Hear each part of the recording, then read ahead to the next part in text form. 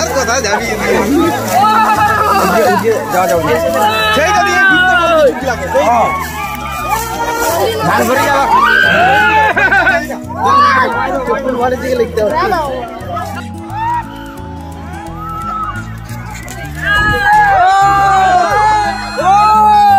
একটাই হাতি আসছিল।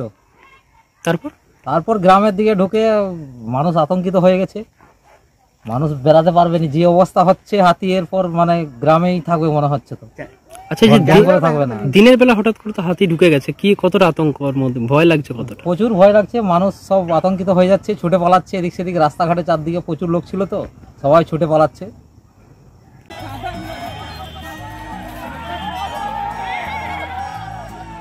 এটা ধানঘড়ি সাঁকরাইল। কি নাম আপনার? শিশির দাস।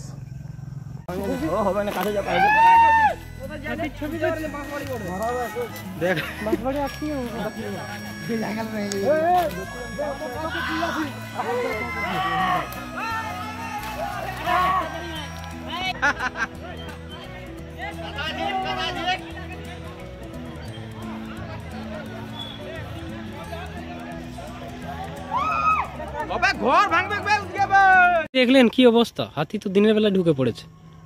হাতি দিনের বেলা বলতে 4টার সময় হাতি ঢুকে গেছে ধানঘড়ি এলাকার ভিতরে, এই একবারে গায়ের ভিতর দিয়েই গেল পাইরাই দিয়ে বনের দিকে গেছে। এরকম যদি এই অবস্থা হয় তাহলে আর হয়তো কিছুদিন পর মানে আমরা তো যখন বুড়াই যাবো তখন মনে হয় হাতি ঘরের ধারে। কতটা আতঙ্কিত আপনারা? আতঙ্ক মানে ঘরও যেতে পারবো না, আমি এখানে থাকি, এখানে যদি ঘর যাবো ভাত খাতে তাতেও যেতে পারে। এটা কোন এলাকায় বেরিয়েছে? এটা ধানঘড়ি এলাকা সাঁকরাইলের। আচ্ছা আচ্ছা, কি নাম আপনার? আমার নাম মেহের মাহাতো।